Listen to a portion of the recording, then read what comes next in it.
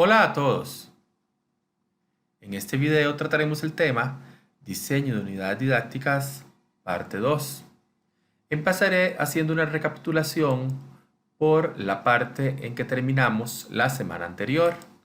Tenemos una unidad didáctica que está compuesta por una población meta, tenemos un enfoque de enseñanza, tenemos un tema, tenemos objetivos con contenidos, y obviamente buscamos el desarrollo de destrezas comunicativas y permeado por la cultura. Esto es muy importante que lo tengamos presente. Además, la semana pasada trabajamos con una plantilla de diseño que nos ayuda a secuenciar las partes de la unidad didáctica para ordenarnos y para organizarla de una mejor manera. Entonces, esta semana, ¿qué vamos a revisar? Pues vamos a trabajar con los tipos de actividades según una perspectiva comunicativa.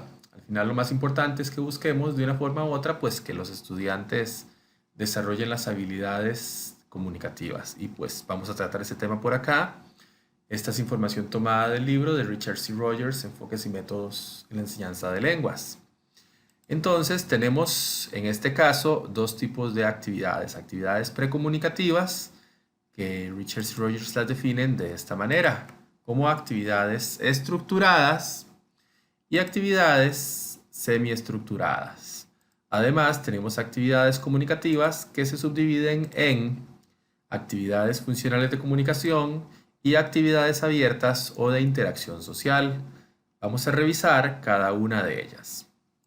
En el caso de las actividades precomunicativas, pues tenemos las actividades estructuradas y las definimos como aquellas que le brindan al estudiante todos los elementos para que éste identifique y organice la información que tiene. En este caso, el estudiante no produce nada.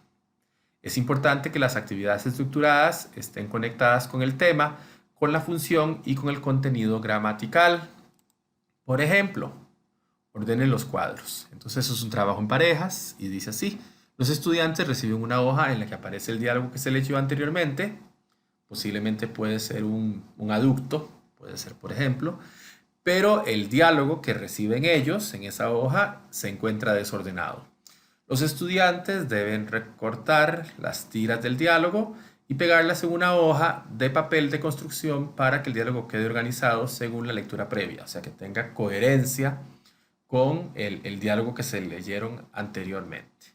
Entonces, esta sería una actividad estructurada, es decir, los estudiantes no están haciendo nada con la lengua, simplemente organizan, identifican, acomodan la información. ¿Por qué? Porque les estamos reforzando la estructura que estudiaron anteriormente, ya sea por contenido gramatical, por función y relacionada con el tema. Ahora, otra actividad de precomunicación, pues tenemos las actividades semiestructuradas y esta se define como el tipo de actividad en la que el estudiante comienza a aplicar la función y conecta con el contenido de gramática que ha aprendido. Es decir, aplica de una forma parcial los contenidos y la función que ha estudiado. Por ejemplo, complete la entrevista. Dice, la profesora les da fragmentos de un diálogo parcialmente incompleto.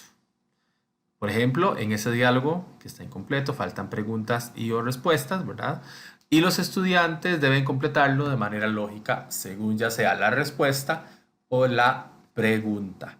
Es decir, en el caso de la actividad estructurada, el estudiante trabaja un 0% con la función. Digamos, no produce nada, la producción es un 0%. En la actividad semiestructurada, digamos que vendría siendo un 50-50.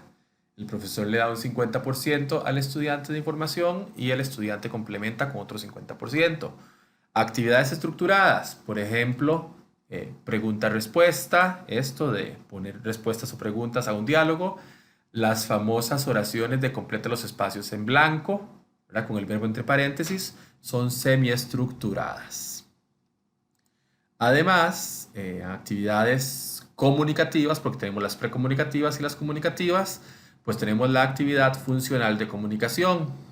Y estas buscan el desarrollo de las habilidades funcionales de los estudiantes en contextos naturales y significativos para ellos. Y muy importante que parte de sus necesidades, es decir, tanto físicas, emocionales, cognitivas, familiares, sociales. Entonces es importante que el estudiante empiece a trabajar con estos elementos porque es de lo que necesita inmediatamente comunicar. Por ejemplo, la actividad podría llamarse Mi familia. Entonces el estudiante describe a su familia: nombre, edad, características físicas y personalidad. Y puede apoyarse en ayudas visuales como fotografías o videos que tiene de su familia. Entonces la idea es que el estudiante describa a su familia porque es una necesidad. La necesidad inmediata de un nivel principiante, de un nivel A1, pues es dar información de sí mismo y de su familia, porque es algo importante, es su inmediatez. A esto refieren las actividades funcionales de comunicación, mientras que las actividades abiertas, que son comunicativas, lo que buscan es darle totalmente libertad de crear al estudiante en la lengua meta, obviamente siempre guiado por el docente y también conectado con el tema y la función. Por supuesto, la gramática también se está practicando. Entonces, digamos así, tenemos la actividad estructurada, 0% de producción, la semiestructurada, 50% de producción, la funcional de comunicación, pues hay un poco más de producción, puede ser entre un 70 y un 80%, y la actividad abierta, el estudiante tiene libertad de crear al 100%. Entonces, por ejemplo, que el estudiante hable de las vacaciones. El docente entrega una lámina a cada estudiante para que describa lugares, personas, actividades de vacaciones, a partir de su experiencia, ya con la estructura, con el vocabulario, con la función y obviamente conectado con el tema que es las vacaciones. ¿Qué es importante destacar de estos tipos de actividades? Pues primero, que la escogencia de las actividades dependerá obviamente del enfoque o métodos que hayamos escogido para el desarrollo de la unidad didáctica y también del nivel proyectado para el desarrollo de la misma. Es decir, en los niveles más básicos, más principiantes, pues será necesario más actividades estructuradas y semiestructuradas y por supuesto abiertas y de función, pero las estructuradas y semiestructuradas son muy importantes en los niveles más básicos, mientras que en niveles más avanzados, pues muchas veces el estudiante requiere llenar menos ejercicios o prácticas escritas porque requiere más desarrollo oral, por ejemplo, a eso se refiere con el nivel. Además, también en las actividades estructuradas, semiestructuradas, funcionales y abiertas, debe evidenciarse el desarrollo de las destrezas productivas y receptivas en la comunicación. Y finalmente, debe haber actividades también de interacción oral y escrita.